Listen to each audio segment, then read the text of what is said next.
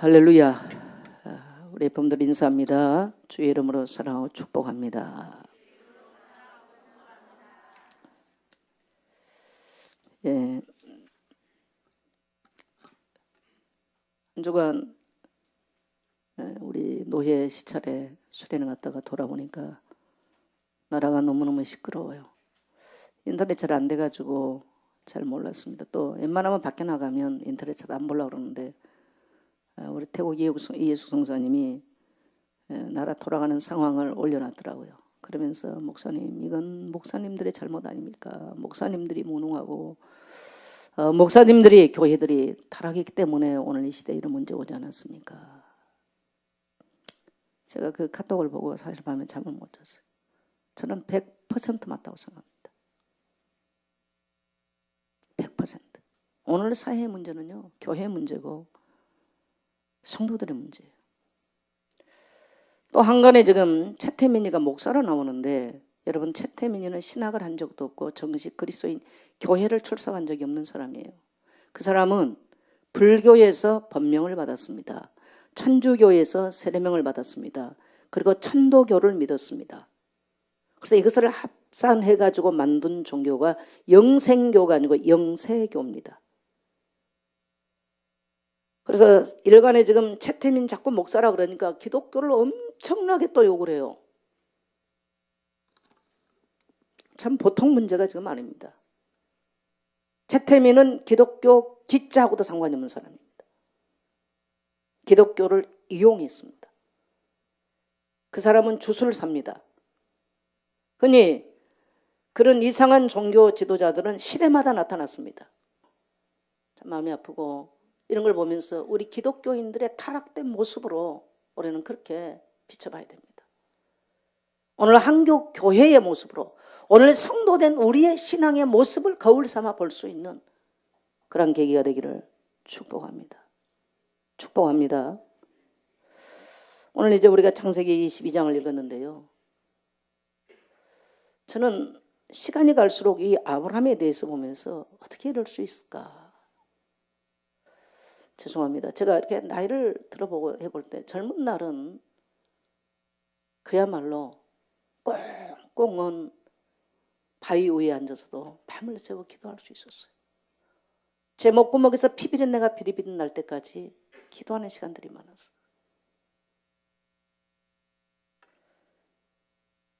나이를 먹어보니까요, 잘못하면 믿음으로 사는 것보다는 편한 게 좋다는 생각이 자꾸 들어요. 정말 부끄러운 얘기예요. 좋게 말하면 지루워진 것도 있습니다만은요. 그래서 나이가 먹어갈수록 믿음을 지킨다는 건 쉽지 않겠구나. 저는 그걸 생각을 굉장히 많이 합니다. 우리 어머니가 50대 후반에 예수를 믿고, 예수 믿고 바로 우리 어머니께서는 거듭남을, 우리 어머니께서 그 변화, 거듭남의 변화를 우리 어머니가 겪는 것을 봤어요. 일말에 이 미련도 없이, 저희 아버지도 저에게 예수님을 제게 영접을 하셨는데, 13대 종갓집에서 우상숭배했던 모든 거 바로 다 뒤엎어버리고 11조 주일 성수 바로, 저희 어머니는 그때부터 예수님 딱 영접하고 그때부터는 새벽 기도를 빠진 적이 없어요. 그리고 정말 저희 어머니가 정식 기도에 대해서 가르쳐줬을 때 정식 기도를 빼본 적이 없어요. 우리 어머니의 기도 소리는 배 저 밑에서 나온 소리지 목에서 나온 소리가 아니에요. 지금 우리 어머니가 99세, 이제 100살이 다 됐지 않습니까? 10월 3일 날 저희 집에 모시고 왔는데 광일이하고 도진이가 왔어요. 어떤 기도해 준다고 앉으라 그러니까 광일이가 무릎을 축 꿇고 이러면서 저희 어머니 누워있으니까 있는데요. 하나님, 우리 최광일이를 우리의 손교회에 일꾼 되게 해주세요. 우리의 손교회에 귀한 일꾼 되게 해주세요. 근데 99세 지금 다 됐잖아요. 누워서 본인 몸도 못 익히는데요. 하나님의 교회에 일꾼 되게 해달라고요. 그 소리가 쩌렁쩌렁해요. 여러분 100살 다 될 때까지 소리가 어떻게 나오는가 봐보세요. 저도 상당히 설교하기 힘듭니다. 저도 이 소리라 그러면 대단한 사람인데요. 쉽지 않아요. 저는 그래서 저 때문에 저희 부모님이 예수 믿고 다 돌아왔는데, 앞서간 사람들의 인생을 많이 생각해 봐요. 내가 우리 어머니보다 믿음이 좋을까? 아니라는 생각이 듭니다. 한 번 예수 믿고 돌아와서 단 한 번도 흔들림이 없이 하나님께 무릎을 꿇고 하나님께 간구하는 그 생활 쉽지 않구나. 예수 믿고 한 며칠은 얼마나 우상 숭배했던 죄를 통해 자복하는지. 저는 저희 어머니가 수없이 많은 눈물로 하나님께 회개하면서 하나님 아닌 우상을 숭배했던, 정말 잘못 살았던, 그러면서 가정 가문들, 우리 어머니 형제들을 위해서 눈물로 기도하는 모습을 많이 봤어요.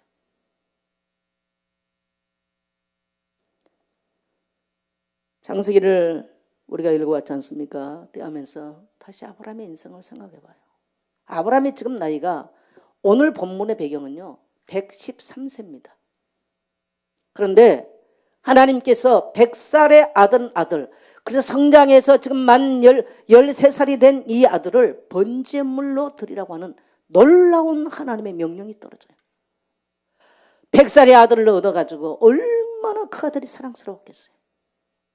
그것도 독자예요. 고향 친척 아비 집을 떠나서 100살이 얻은 아들, 눈에도 아프지 않는 그 아들, 오직 아브라함의 모든 희망과 아브라함의 미래는 그 아들에게 있는 거예요. 그런데 하나님께서 네 사랑하는 독자, 사랑한 것도 아시고 독자도 알아요. 네 사랑하는 독자 이삭을 내가 지시할 땅에 가서 번제물로 드리라. 무시무시한 하나님의 시험대에 올라가는 겁니다. 옛날에는 아브라함이 믿음의 사람이니까 그런데요, 과연 할 수 있을까? 과연 할 수 있을까? 저는 순교에 대해서도 많이 생각해 봐요. 자기가 젊은 날을 살아왔을 때는 아골골짝 빈들에도 복음 들고 가오리다 갈 것 같아요. 근데 지금 생각해 봐요. 과연 아골골짝 빈들이 같은 그런 곳을 향해서 차라리 복음 들고 가라면 괜찮아요. 복음을 막고 그런 어려운 곳을 가서 만일에 어려움을 당하면서 신앙을 지키려고 한다면 지금 나이가 먹고 몸이 쇠약해진 상태에서 가능할까? 이 생각을 해봅니다. 왜 사람들이 나이가 먹으면 신앙이 변질될까? 예수 잘 믿고 하나님께 헌신했고 정말 기도생활 충실하게 했던 성도들도 이상하게 나이가 먹으면 오락으로 빠지고 엉뚱한 데로 빠진 사람 많이 보거든요. 취미로 빠지고 친구들하고 개모임 빠지고, 그런 것은 말은 안 하지만 이런 변증이 와요. 내가 수십 년 해보니 한 사람이나 안 한 사람 똑같더라, 이런 반증. 굉장히 그 삶에는 불신앙적 요소가 굉장히 강하게 깔려 나옵니다. 그럼 그걸 누가 보냐면 자녀가 봐요. 후손이 보고 있어요. 그래서 과연 그래서 예수님께서 누가복음 18장에 보면 말세 때 인자가 올 때 세상에서 믿음을 보겠느냐? 그런 말씀을 하세요. 저는 옛날에 그 생각도 주님 저는 믿음 지킬 겁니다. 근데 지금 다시 누가복음을 읽으면 과연 내가 그렇게 주님 앞에 담대하게 말할 수 있을까? 그런 생각 듭니다. 주의 종이니까 마땅하게 그렇게 살아야 되겠죠. 그럼 마땅하게 살아야 되니까 사는 것과요, 내 내면 깊이서 그런 뜨거운 믿음에 대한 열정을 가지고 주님 내가 그렇게 살겠습니다 하는 것은 다른 얘기예요.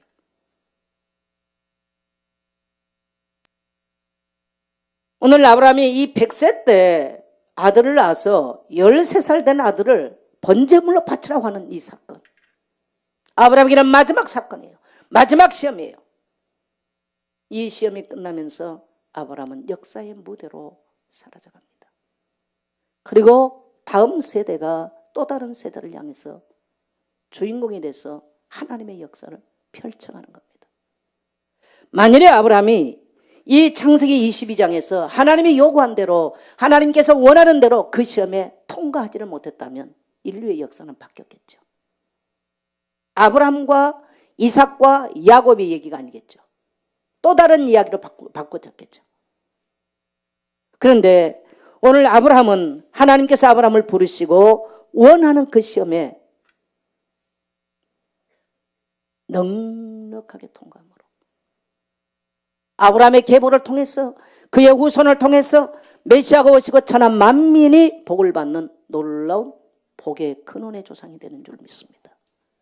오늘 저와 여러분은 이 하나님의 말씀을 대하면서 다시 우리의 신앙을 돌이켜보면서 신앙으로 산다고 하는 것이 무엇일까요, 여러분? 여러분, 신앙으로 산다고 하는 것은요, 전제가 몇 가지 있어야 돼요. 첫째는 뭐냐? 분명한 신앙 고백, 신조. 내가 믿고 있는 내용의 신조가 있어야 돼요. 신조. 신앙 고백.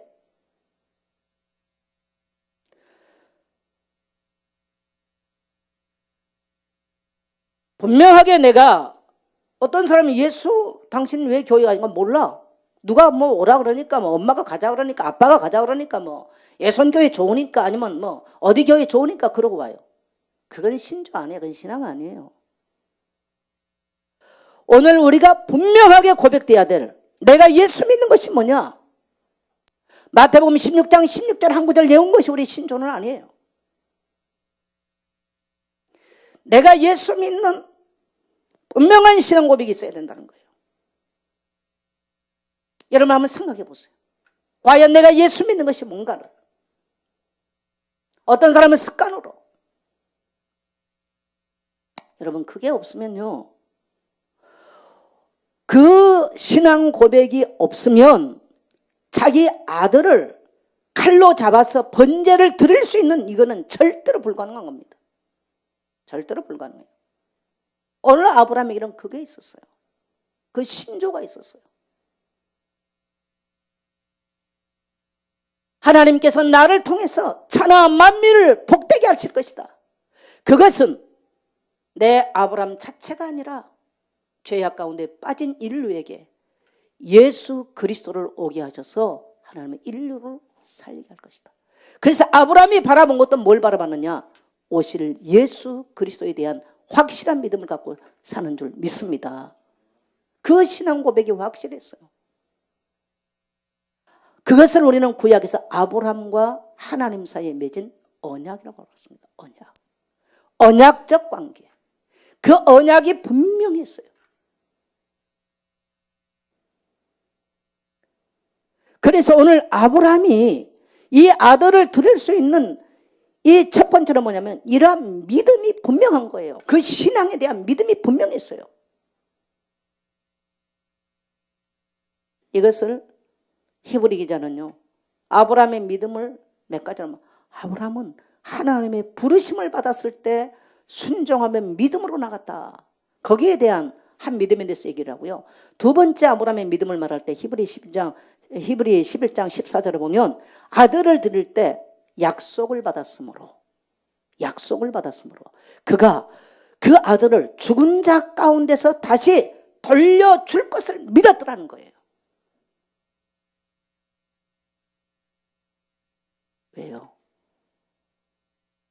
아브라함의 씨를 통해서 아브라함의 사라의 몸에서 날짜 이삭을 통해서 모든 인류를 위해서 희생 제사를 드릴 희생 제물을 대실 오실 메시아 그리스도가 오셔야만 되기 때문이었습니다.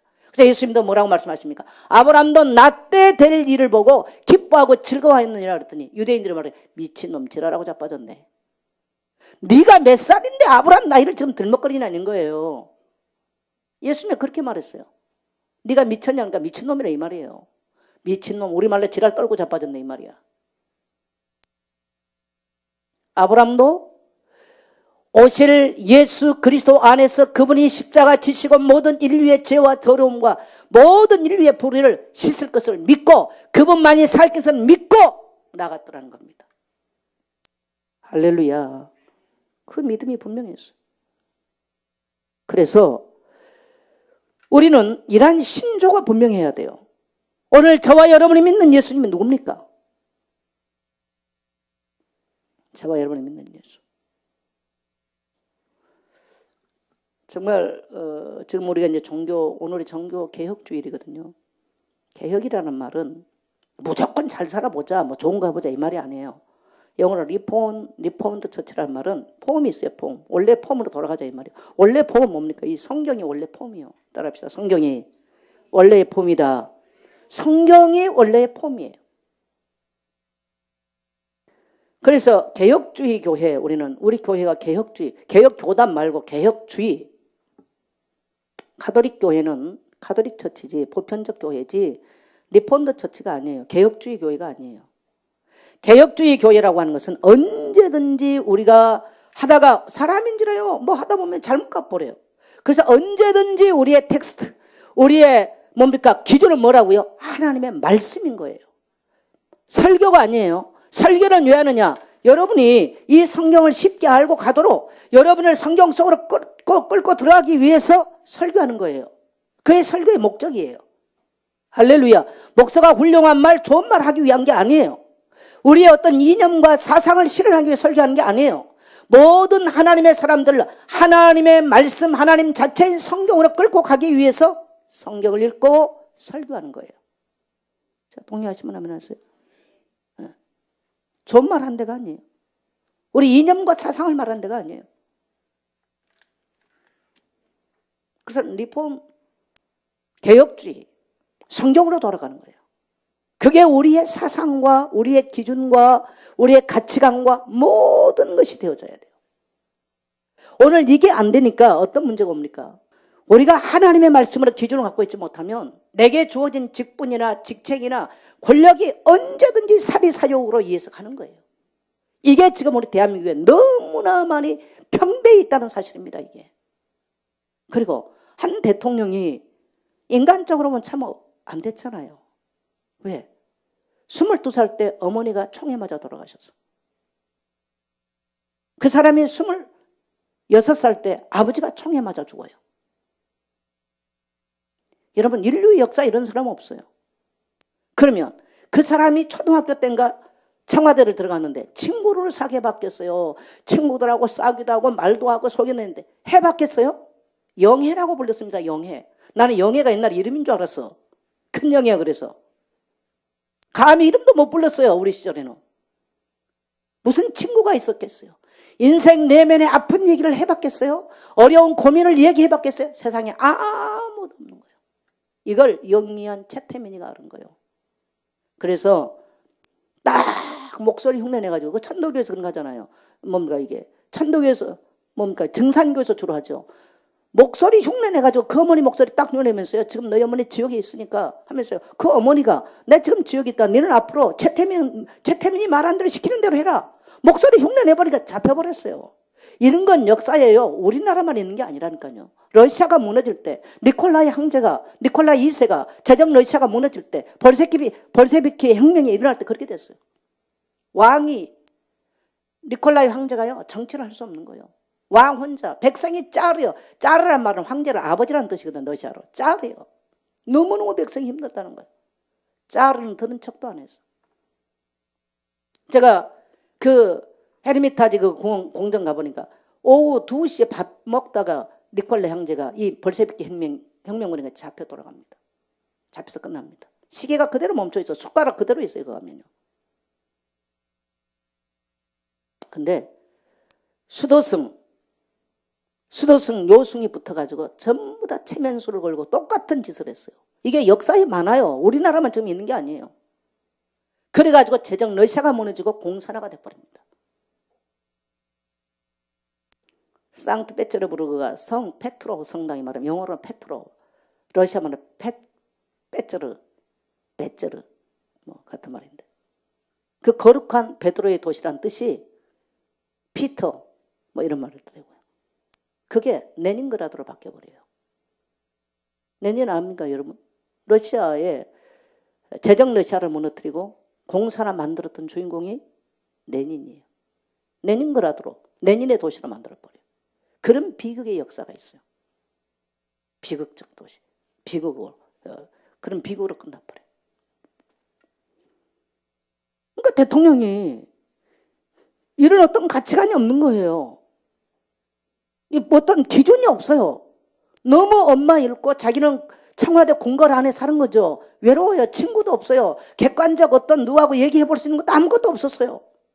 마음 놓고 얘기해 볼 친구도 없어요. 위로해 줄 사람도 없었어요. 여러분, 고아가 왜 불쌍한 줄 압니까? 위로해 줄 부모가 없어서 고아가 불쌍한 거예요. 이 땅에서 가장 불행한 사람이 어떤 사람인 줄 압니까? 위로할 주변에 사람이 없는 사람이 불행한 사람이에요. 돈 없는 사람 아니에요. 그때 채태민을 의지해요. 그게 74년부터 일어난 얘기. 우리나라 역사 지금 그러니까 그때부터 계속 우리는 채태민 얘기를 듣고 왔어요. 어디까지 맞은지는 모르겠지만 저는 지금 일어난 사건이 100% 거짓말은 아니라고 생각합니다. 수십 년 동안 왔던 그 얘기가 어떻게 한꺼번에 거짓말이 될 수 있겠어요? 친형제들도 이해할 수 없는 자기의 아픔과 슬픔, 낙심과 외로움, 최순실, 최순득, 또 뭔가 그 애비 이런 사람들이 다 어루만져 준 거예요. 역으로 교회는 못했을까요? 나는 그 생각 들었어요. 그래서 박근혜 대통령 출발할 때 종교 다 종교라이 나오잖아요. 그럼 뭐라 그러나? 개불천. 개불천이 뭐냐? 개신교, 불교, 천주교. 근데 개신교를 간 적은 없어. 채태민 목사하고 연결된 것 때문에 개신교도 개불천이야. 나는 왜 이렇게 이슬람을 불러드릴까? 이해가 안 됐어요. 근데 이해를 했어. 아, 저 사람이 그런 이상한 종교 혼합주의에 영향을 물들였기 때문에, 이미 젊은 날부터 물들였기 때문에 그냥 이슬람이고 뭐고 돈 되는 거 분별력이 이미 없는 거예요. 다 불러드렸습니다. 제가 어제 아침에 공항에 내리면서 베트남 가니까요, 히잡 쓴 사람 한 명도 못 봤습니다. 우리 공항에 딱 내리니까요, 이슬람들이 벌떼같이 몰려듭니다. 여러분, 굳이 제가 말하지 않아도 세계 이슬람들이 지금 만연한 나라들 어떻게 되나 보세요. 우리나라는 지금 이미 곳곳에, 여러분 그러니까 인천공항도 이미요 이슬람 기도실 다 있습니다. 박근혜 대통령 할랄 푸드 만들자고 지금 하고 나옵니다. 완전 혼미합니다. 저는 인간적으로는 잘 만들었다고 생각해요. 문제는 한국 기독교가 이 땅에 25%를 차지했다고 그러는데 왜 이런 현상이 왔을까? 사회학자들은 그 땅의 종교가 25%면 그 땅의 정치, 경제, 사회 모든 것을 장악한다고 합니다. 25%만 되면요. 근데 옛날에는 20%가 안 됐을 때도요, 뭔가 굉장한 기독의 영향이 있었어요. 근데 지금은 전부 다 기독교인들까지도 이 성경적 가치관이 없어요. 기도하면 응답받고 내 잘 먹고 잘 살고 문제 해결하고 전부 다 이렇게 갔어. 우리가 뭐하고 내가 뭐하고 내가 뭐하고 이런 가치관을 가지고 살아요. 그러니까 사회가 지금 세상이 그렇게 타락되고 부패한 이 결과는요, 아마 굉장히 경제적으로 어마어마한 마이너스가 또 올 겁니다. 어떻게 외국에서 대한민국을 신뢰하고 투자를 하겠어요? 신뢰도가 완전히 추락해버려요. 창피하고 부끄러워서 말로 할 수가 없는 거예요. 저는 베트남에 있으면서 시편 137편을 읽으면서 그날 아침에 내가 조국, 그러니까 시편 기자가 내가 시온을 바라보고 울었도다. 시온을 바라보고 울었는데 회복됐다는 얘기예요. 그게 지금 시편 내용이죠. 맞다. 우리가 나라와 민족을 위해서 그렇게 눈물을 흘리고 우리의 젊은 날 피를 토하듯이 나라와 민족을 위해서 기도하고 그러는데 오늘날은 그런 사람들이 사라졌구나. 우리가 교회를 통해서 뭘 해보겠다. 우리의 야망, 우리의 욕심, 우리의 자아 실현은 어마어마하게 강한데 이것이 끝나버렸구나. 그 눈물이 끝났구나. 오늘 그리스도인 된 우리 성도들 가슴에 눈물이 끝나버렸구나. 저는 지난 한 주간 내가 깊이 하나님의 말씀을 통해서 느낀 게 바로 그거예요. 눈물이 메말라 버렸구나. 나라 민족을 위해서 비판들을 합니다만 눈물이 끝났구나. 이 땅의 부정과 부패를 보면서 눈물이 끝났구나. 나만 잘 살면 되고, 나만 교회에서도, 교회 안에서도 서로가 자기 주어진 목사는 목사대로, 장로는 장로대로, 성도는 성도대로 자기의 직분 따라서 자기의 유익, 자기의 입장 챙기 국반 이러한 시대로 변해버렸구나. 이게 오늘 교회의 모습이나 사회 모습 똑같은 상황이 와버렸어요. 가정을 위해서도 우는 자가 없어요. 자녀가 신앙을 떠나도, 가족들이 신앙을 떠나도 우는 자가 없어. 나라 민족을 위해서 우는 자가 없어. 그래서 성경적인 가치관을 갖고 사는, 성경은 말하지만 성경적 가치관을 갖고 사는 사람이 없어져 버린 시대가 왔어요. 저는 이걸 보면서 만일에 하나님께서 내 나이 뭐 100살도 아닙니다만은 지금 아브라함 같은 이런 시험을 한다면 과연 내가 통과할 수 있는 사람이 될까? 내가 이 성경을 읽으면서요, 가슴이 뜨끔하더라고요. 나이가 먹어가면 믿음이 약해지구나. 사람은 편안해지려고 그래. 인정받는 것을 하고 싶어요. 또 하나 심리적으로는 의미가 없어요. 좋은 것도 별로 의미가 없어. 그러니까 믿음도 놓게 돼 있어. 근데 그렇게 되면 큰일 나는 이건 사망이에요. 그리스도인으로서는 이미 사망 선고를 받은 거예요. 죄송합니다. 제가 상담학을 공부하는데 상담학 공부를 하게 된 동기 중에 하나가 의미가 없어요. 저는 작은 꽃 한 송이라도 꼭 의미를 부여하고 사는 사람이에요. 꼭 의미를 부여하고 가치를 부여하고. 의미가 없어. 목회도 별로 의미가 없고 의미가 없어. 이게 굉장히 제가 심리적으로 힘들었어요. 그래서 제가 상담학 심리학을 공부하면서 이해를 했어. 많이 돈 주고 가서 솔직히 공부하기 힘들어요. 앉아서 글씨 쓰는 것도 힘들고. 근데 제가 거기에 대해서 심리적으로 제가 제 자신을 이해를 하게 됐어요. 도움을 받았어요. 공부를 하면서 사람이 이 중년을 넘어갈 때 이게 위기구나. 그 위기가 뭐냐? 의미. 신앙은 신앙대로, 가정은 가정대로 의미가 없어지는 거예요. 그래서 만일에 그리스도인들이 이걸 이해하지 못하고 자기 신앙을 바로 하지 못하면요, 큰 딜레마에 빠져버려요. 그래서 저는 옛날 살 때 나 우리 최은숙 권사님 죄송합니다. 뭐 가족들 입장에서 봤을 때는 뭐 어머니 신앙 들어가는 십몇 년을 방배동에서 여기까지 새벽 기도로 왔어. 우리 최은숙 권사님 딱 제 시간 안 늦고 오잖아요. 난 역으로 생각해봐요. 내가 목사가 아닌 평신도로 내가 방배동으로 그렇게 새벽 기도로 가라면 갈까? 난 못 가요. 그래서 제가 참 하나님께 감사를 많이 합니다. 보배는 딴 게 보배가 아니에요. 이런 성도를 하나님께서 내 목양지에 주신 것 감사합니다. 그리고 솔직히 저는요, 우리 최은숙 권사님 같은 분들이 아프거나 병이 오면 가슴이 철렁해요. 그러면 누가 또 나를 위해서 기도할까? 이 생각 드는 거예요. 교회의 힘과 목사의 힘은 여러분요, 사람 수많은 숫자 아니에요. 숫자 하루아침에 다 무너질 수 있습니다. 목사는 그런 거를 너무 많이 경험하고 사는 사람이에요. 얼마나 사람들의 말이 얼마나 부질없는 걸 너무 잘 알아요. 좋을 때는 막 하고요. 조금만 자기 유익 계산하고 안 맞으면 과감하게 돌아선 게 교회 세계입니다. 이걸 목사는 수십 년 보고 살아왔어. 무슨 사람이 얼마나 솔직하게 그 뭐 의미가 있겠어요. 그래서 그런 걸 보고 묵묵하게 내 길을 간다는 거요. 여러분 박수 칠만 해요. 지금 예배 때 박수 치란 말 아닙니다. 네. 이게 쉽지 않아요. 쉽지 않은 거예요. 그래서 이렇게 돌이켜봅니다. 그래도 묵묵하게 원망 불평하지 아니하고 곁에서 기도해 주신 저런 귀한 분들이 계시다는 거. 어떻게 보면 저는 이제 목회 하반기로 온 사람인데 정말 감사하다. 저보다 오래 살으셨으면 좋겠다. 욕이 될지 모르지만 그런 생각 들어. 뭐 성품이 훌륭하다, 인품이 그 말이 아니에요. 그것과 저는 별 상관없어요. 그렇다면 우리 최인숙 권사님 뭐 성품 훌륭, 저는 그렇게 평가하고 싶지 않아요. 그건 상관없는 얘기예요. 인품과 인격의 얘기가 아니에요. 여러분, 한 믿음의 사람, 신앙의 사람을 만난다는 거 세월이 갈수록 힘들어. 그런 사람이 여러분의 부모였다면 정말 감사하셔야 돼요. 그런 사람이 여러분의 주변에 있다? 감사하게 되시길 축복합니다. 우리는 말로는 잘할 수 있습니다. 오늘 아브라함 같은 우리가 하늘의 별과 같이 땅의 모래같이 우리가 세계보고만 하고 내가 보기에는 얼마나 잘할 수 있어요. 그러나 그렇지 않습니다. 거기는 반드시 고백과 함께 따라온 것에서 삶이 따라가줘야 돼요. 뭡니까? 아들 바치라면 독자 이삭이라도 들을 수 있는 게 바로 참 신앙이라는 겁니다.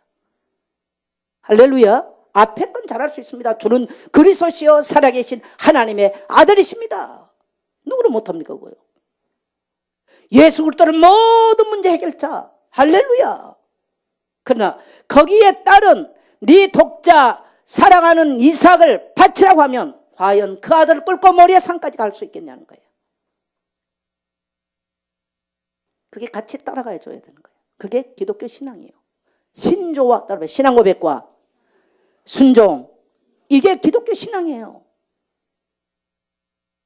그래서 성경으로 돌아가자. 이 말은요, 천주교에서는 그들이 만들어 놓은 신조가 많아요. 그것과 다른 얘기예요. 그래서 칼빈은 성경이 가라면 가고, 성경이 쓰라면 쓰고, 성경이 말하는 데까지 말하고, 성경이 말하지 않으면 말하지 마. 이게 칼빈주의예요. 지난주에 누굽니까? 누가 중직자 있죠?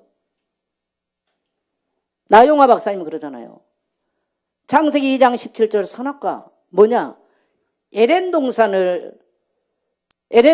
하늘의 성소, 이 땅의 성소를 비교를 하시면서 이 땅의 성소에 사람이 손대면 죽는 게 있어요. 그게 언약궤입니다. 언약궤는 손대면 죽어요. 언약궤가 과연 뭘까? 하나님의 말씀인 성경이라고 그래서. 그래서 인간이 과감하고 뺄 수 없는 게 성경이라고 말했어요. 손대면 죽는 거예요. 성경이 말한 데까지 하는 거예요. 윤성주 목사님이 이번에 노예에 이렇게 우리 차를 타고 다니면서 얘기를 하시더라고요. 자기 교회 성도들이 성경 읽자니 잘 안 읽더래요. 근데 진짜로 읽는 사람들이 나오기 시작했대요. 한 3년 전부터. 근데 뭐 어떤 변화가 나니까 다 차 타고 다니면서 한 얘기예요.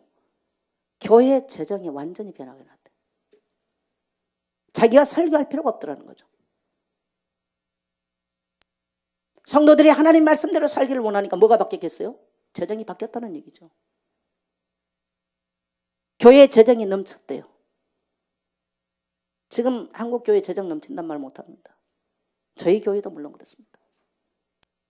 근데 모든 중직자부터 시작해서 그래서 거기 있으면서 보니까 윤성주 목사님 성도들 성경 읽는 밴드에 계속 보고를 받더라고요. 저희 교회 올리라고도 안 올리잖아요. 올린 사람 몇 사람이 안 돼. 여러분 뭐를 의지하고 사실합니까? 나는 이제 목사님들 이렇게 차를 타고 다니면 목사님들끼리 있으니까 뭐 굉장히 어려운 얘기도 하시고 또 뭐 괜찮은 얘기도 하시고 다 해요. 뭐 일주일 동안 목사님들 같이 다니면서 뭐 화토를 치겠어요? 술을 먹겠어요? 뭐 얘기하겠어요? 목사들 얘기는 오직 교회 얘기 외에는 다른 얘기가 없어.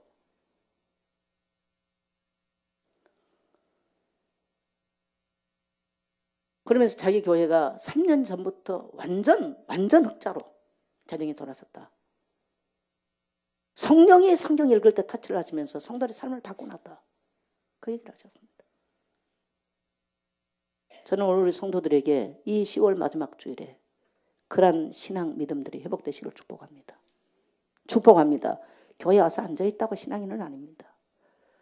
인생에 비바람 불고 독자 이삭 바치라면 도망갈 사람 많습니다. 독자 이삭까지 아니라도요. 여러분요. 교회 하나 만듭시다. 우리가 드릴 예배당 만듭시다. 도망갈 성도 많잖아요.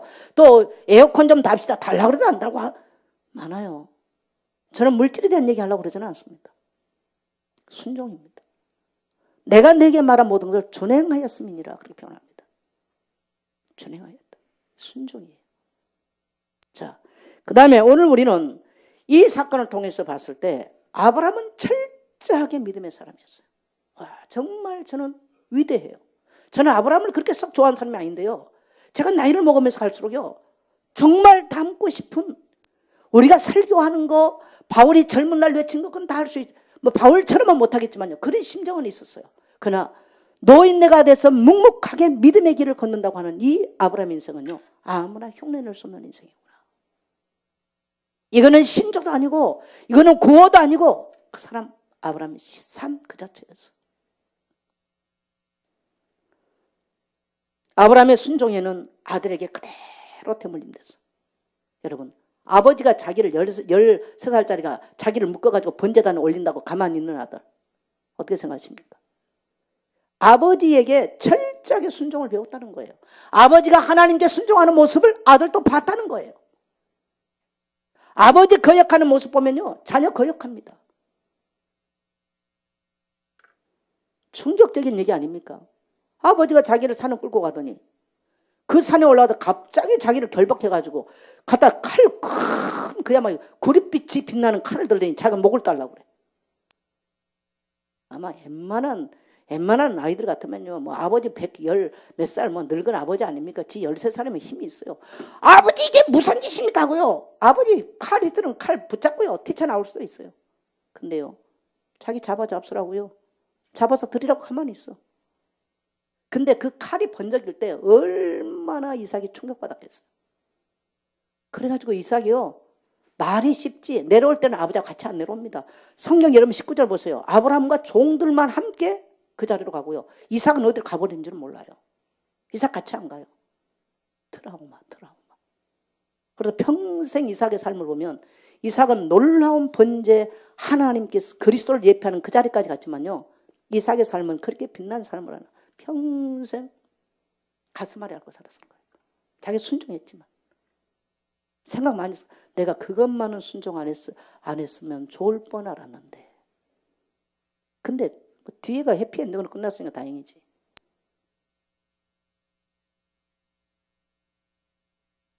성도님들 찬양하라 하면 잘 안 하잖아요. 여러분 트라우마, 어제 제가 하루 종일 트라우마 상담 치유 이게 강의 듣고 왔어요. 아침 10시부터 저녁 5시까지 하는데 이 트라우마, 사람은 트라우마가 많아요. 자기 여러 가지로. 가장 치유 잘할 수 있는 방법이 뭐냐? 따라합시다. 입을 벌려 크게 노래하는 거. 그래서 옛날에 성도들은 암 걸리고 문제 있고 이럴 때 막 박수 치고 찬송하다가 다 나아버렸어. 치유받아버렸어. 그래서 치유란 말이 필요가 없어. 요즘 성도는 치유 안 돼. 왜 그럴까 했더니 일단 찬양을 안 해. 그래 치유가 안 돼. 그러니까 뭐 각인 치유해라, 뿌리 치유란 단어만 어마어마 나오지 치유 안 돼. 저는 우리 예선교회가 치유됐으면 좋겠어요. 치유됐으면 좋겠습니다. 가슴을 열고 찬양하면요, 샘물과 같은 보혈은 주님의 피로다. 이런 찬송을 가슴을 열고 해보세요. 그 피의 능력 우리를 치유시켜버려요. 할렐루야. 그 찬양이 없어요. 좋은 노래만 불러도 우리는 힐링이 돼요. 찬송 말할 것도 없어요. 아브라함의 순종이 아들에게 그대로 순종의 모습으로. 저는 우리 성도님들의 가정이 그렇게 되기를 원합니다. 그 다음에 오늘 본문 속에서 자, 세 번째 나타나는 중요한 것이 있는데 이게 뭐냐면요. 따라합시다. 하나님이 준비하십니다. 그게 여호와 이레인데 여호와 이레를 경험한 것은 뭡니까? 자, 아브라함의 이 신앙이 대단한 거예요. 자, 뭔가 모리아산은요. 지금 이스라엘에 가면 이슬람 사원입니다만 원래 거기가 성전 지었던 자리예요. 성전을 지었던 자리입니다. 그 자리에서 아브라함이 번제물, 희생제물을 하나님께 드렸던 장소. 그게 바로 성전이 되어져서 성전의 희생제가 드려져서 인간과 모든 인류와 하나님께서 만났던 장소. 그리고 인간의 죄를 속죄했던 장소가 바로 성전입니다. 신약 예루살렘, 예수님의 골고다 십자가, 갈보리 십자가가 세워졌던 곳. 그래서 우리가 자, 아브라함이 이삭을 번제단에 놓고 칼로 잡으려고 하는데 하나님이 하늘에서 급하게 말씀합니다. 아브라함아, 네 아들 이삭에게 손을 대지 마라. 2번이나 하나님이 급하게 부르세요. 내가 이제야 네가 네 독자 이삭 아들까지도 아끼지 않은 것을 내가 보았다. 네가 나를 경외한 것을 내가 보았다. 그래서 아브라함이 눈을 들어서 보니까 숯불에 수양이 한 마리 걸려 있는 거예요. 지금까지는 못 봤어요. 근데 여러분요, 아브라함이 이제 산을 향해서 갈 때에 8절에 보면 아브라함이 이르되 내 아들아 번제할 어린 양은 하나님이 자기를 위하여 친히 준비하시리라. 놀라운 얘기. 아브라함의 인생을요 75살에 하나님의 부르심을 받고 쭉 살아보니까 그가 믿는 하나님에 대해서 따라합시다. 준비하신 하나님, 여호와 이레의 하나님, 이것을 아브라함이 경험한 그의 하나님이었어요. 그가 칼로 구릿빛이 빛나는 칼을 가지고 아들을 잡으려고 한다 할지라도, 잡아서 드린다고 한다 할지라도 하나님은 약속을 이루시고 준비하신 여호와 이레의 하나님을 경험하고 살았다는 거예요. 아들은 이해가 안 돼요. 근데 여러분요, 이삭이 자기를 번제물로 묶어놓고 잡으려고 그래. 이때에 하나님께서 아브라함에게 이제야 네가 나를 사랑할 줄 알았다. 네 독자 이삭보다 더 사랑을 내가 알았다. 못하게 하십니다. 그리고 소양이 예배되는 걸 보게 됩니다. 이삭의 생각이 죽을 뻔 알았네. 그 수양 생각을 어떤 생각? 그 수양이 대신 자기 아버지가 결박을 하더니 갖다 놓고요. 그 구릿빛 나는 칼을 휘두르면서 양을 잡아서 하나님께 제사를 드려요. 그걸 이삭은 지켜봤어요. 평생 잊을 수 없는 건 뭡니까? 따라합시다. 수양. 자기 대신 죽은 수양이에요. 평생 이삭은 잊을 수 없어. 하나님은 앞으로 모든 인류의 죄를 짊어지실 수양을 예비하고 계심을 이미 이 모리아산 사건을 통해서 보여주고 계신 줄 믿습니다. 우리는 죄로 인해서 로마서 7장 23절로 24절 보면 죄의 싹은 사망입니다. 죄는 반드시 죽음을 불러옵니다. 우리 주 예수 그리스도의 은사는 영생이니라. 하나님의 은사는 영생. 하나님의 은사는 누굽니까? 바로 예수 그리스도. 하나님의 은혜 중에 은혜는 바로 그리스도예요. 그분의 칼보리 십자가 위에서 우리 죄를 위하여서 우리가 죄인 되어져서 내가 죽어야 될, 마치 수양이 묶여서 피 흘려 죽어야 될, 그렇게 죽음을 당해야 될 그 자리에 칼보리 십자가에서 그리스도께서 대신 수양이 되셔서 죽어주신 줄 믿습니다. 그게 바로 하나님의 은혜입니다. 은혜. 그래서 루터는 오직 은혜, 오직 성경, 오직 믿음이에요. 우리가 이 그리스도를 믿는 믿음 안에 사는 거예요. 사도 바울은 갈라디아서 2장 20절에 내가 그리스도와 함께 십자가에 못 박혔나니 언제요? 이전의 삶은. 예수 믿는 것은 이전의 삶은 그리스도와 함께 십자가에 못 박혀. 나의 죄와 나의 부끄러움, 나의 수치도, 나의 무능함도 그리스도와 함께 십자가에 못 박혀버리고 이제는 내가 그리스도 안에서 그리스도와 함께 그리스도를 위하여서 사는 삶이 되어지는 줄 믿습니다. 우리의 부끄러움과 수치도 다 그 피로 덮어주셨어요. 우리의 죄를 다 덮어주셨어요. 그래서 예수님께서 이 땅에 오셔서 찾아가는 사람들 누굽니까? 따라합시다. 죄인들. 예수님이 찾아가는 사람은 죄인들을 찾아가셨어요. 범죄한 사람은요, 우리는 재앙이 자꾸 외적으로인데 재앙이 외적으로 아니 가장 인간의 죄 때문에 큰 재앙은 뭐냐면요, 양심의 죄책감이에요. 죄책감이 가장 큰 재앙이에요. 이 죄책감의 감옥에서 빠져나올 사람이 없어. 세월호 아이들, 살아남은 아이들을 지금 상담하는 연세대학교 교수가 어제 강의를 하면서 아이 하나가 이제 그 집단 상담을 계속하고 있는데 어떤 악몽을 꾸냐니까 자기가 보트를 타고 빠져나올 때 배 유리창이 있잖아요. 그 깊이 있었던 그 친구들이 그 유리창을 보면서 자기가 보트를 타고 나올 때 손을 흔든 모습을 본 거예요.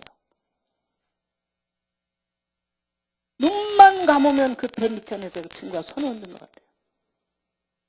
그래서 의사는 평생 정신과 약을 먹어야 된다는 거죠.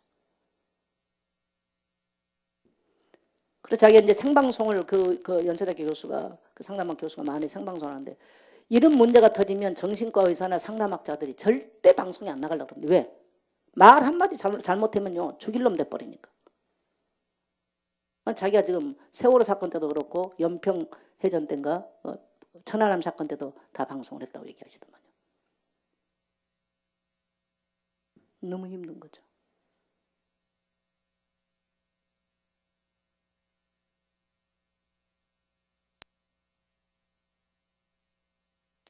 그 친구를 어떻게 하지 못하고 자기만 살아나온 이 죄책감. 자기 문제도 아니지 않습니까? 자기 잘못이 아니에요. 근데 그 죄책감에 너무 괴로워하는 거예요.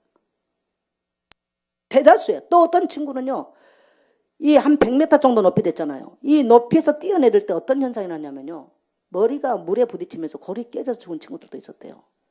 방송에는 안 나왔지만 이걸 본 거예요. 그러니까 물로 살려고 물로 내려 뛰었는데 이 물 수압에 머리가 부딪히면서 깨져 죽은 이런 모습을 이제 본 거지. 막 뛰어내리고 이러면서. 이런 데 대한, 자기는 보트를 타고 어떻게 살아나왔어. 이런 데 대한. 그래서 아이들이 그런 다른 친구들이 죽은 이 죄책감에 너무너무 지금 괴로워하고 있다는 거예요. 그건 이제 그걸 트라우마라고 그러거든요. 여러분, 인간에게 있어서요, 인간이 하나님을 떠나 죄 가운데 있으면 굉장히 괴로운 재앙, 외적으로 오는 자연재앙, 이것보다 무서운 게 뭐냐면 우리 마음의 양심의 가책입니다. 너무 마음의 감옥이 돼버려요. 그래서 그리스도 예수를 만나고 나니까 이 죄로 인한 죄책감에서 우리를 해방시켜버립니다. 자유함을 누리게 만듭니다. 할렐루야. 그래서 로마서 8장 2절을 보면 생명의 성령의 법이 죄와 사망의 법에서 너희를 해방하였습니다. 아멘. 자유함을 누리게 되는 거예요. 수양이 자기 대신 죽으면서 그 죽음에서 자유함을 누리는 이삭의 모습을 한번 생각해 보세요. 오늘 그리스도께서 칼보리 십자가에 의해서 피 흘려 죽으심으로 우리를 그렇게 속죄하셨고 우리를 그렇게 자유케 하신 줄 믿습니다. 할렐루야. 그게 우리 기독교 신앙이에요. 그래서 우리는 평생 그 은혜를 우리 가슴에 안고 우리는 그 메시아 그리스도를 보내신 그 수양 대신 메시아 그리스도를 보내신 그 하나님을 믿는 믿음 안에 사는 것이 바로 기독교인의 신앙인 줄 믿습니다. 아브라함은 오늘 그가 믿기를 뭡니까? 이삭을 저 번제물로 들여서 칼로 잡아도 그 죄 가운데 다시 부활시켜서 자기에게 돌려줄 것을 믿었다는 거예요. 놀라운 신앙 아닙니까? 하나님이 친히 그 산에서 여호와의 산에서 준비하실 하나님, 여호와 이레의 하나님을 믿었더라는 거예요. 우리가 이런 지금 혼란의 시대를 살면서 우리 정말 부모들은 우리 자녀에게 따라합시다. 여호와 이레의 하나님을 보입시다. 하나님께서 우리를 위해서 예비하신, 우리가 정말 죽음 가운데 갔다 할지라도 흔들리지 않냐고 믿음의 길을 걸었는데 하나님이 예비하셔서 우리가 우리의 필요와 우리의 필요를 공급하신 하나님, 우리의 이기 속에서 우리를 건져내시고 사망 가운데 들어가도 불 속에 들어가도 물 속에 들어가도 우리를 건져내서 우리를 위해서 예비하신 준비하신 하나님을 고백할 수 있고 보일 수 있는 성도 되시기를 주의 이름으로 축복합니다. 우리 자녀들이 그 모습 봐야 돼요. 그래야 저들이 하나님 말씀대로 살아요. 할렐루야. 여러분요, 이 말씀은 놀라워요. 말씀은요, 히브리 4장 12절에 말씀은 뭐 있어요? 살아있어요. 요한복음 1장에서는 말씀은 하나님이세요. 그래서 내가 말씀을 내 가슴에 품고 있는 누구를 품고 있어? 하나님을 품고 있어요. 내가 말씀을 묵상하는데 누구를 묵상해요? 하나님을 묵상하는 거예요. 그래서 말씀이 내 안에 있으면 우리의 생각, 마음이 어떻게 돼요? 하나님이 주관하세요. 슬픔이 몰려올 수 있어요. 낙심이 몰려올 수 있어요. 어려움이 몰려올 수 있어요. 근데 말씀을 붙잡고 있으면요, 그 말씀이 내 길을 인도하시고 내 갈 길을 인도하신 줄 믿습니다. 우리 기독교인들은 많은 걸 소유하는 게 기독교인들이 아닙니다. 그게 믿음 아니에요. 오늘 없다 할지라도 오늘 우리에게 일용할 양식을 베푸실 하나님, 우리의 필요를 채우셔서 하나님의 일을 하게 하신 하나님, 여호와 이레 준비하시고 그 하나님이 친히 예비하신 하나님 되는 것을 믿게 되시기를 주의 이름으로 축복합니다. 자녀들에게 자녀들이 이런 말 저런 말 할 때 없을 수 있습니다. 말하셔야 됩니다. 따라합시다. 하나님께서 예비하실 것이다. 그걸 믿어야 돼. 그걸 가르쳐 줘야 돼. 그래야 저들이 그 하나님을 신뢰하고 세상에 편승해서 살지 않아요. 자기 욕심을 따라 살지 않아요. 믿음으로 자녀를 키운다는 건 정말 쉽지 않습니다. 성공하기 위해서 모든 프로세스를 만들 수는 있습니다만요, 믿음으로 살아가도록 프로세스를 만드는 부모는 별로 없어요. 성공 프로세스는 엄청나게 많아요. 학원은 어디 보내고 학교는 어디 보내고 성공 프로세스는 많아. 그러나 그가 천국 갈 때까지 믿음의 사람으로 살도록 믿음의 프로세스를 만든 사람은, 영적 프로세스를 만든 사람은 없어요. 오늘 바로 아브라함은 마지막 시험까지 그 아들 이삭에게 바로 영적인 놀라운 유산을 남기는, 영적 프로세스를 남겨주는 위대한 신앙의 사람인 줄 믿게 되시길 바랍니다. 여러분 한 주간 살면서 따라합시다. 하나님께서 나를 위해서 예비하시고 준비하십니다. 이 말씀 붙잡고 승리하는 여러분 되시기를 주의 이름으로 축복합니다. 우리 다 일어나서 찬송합시다.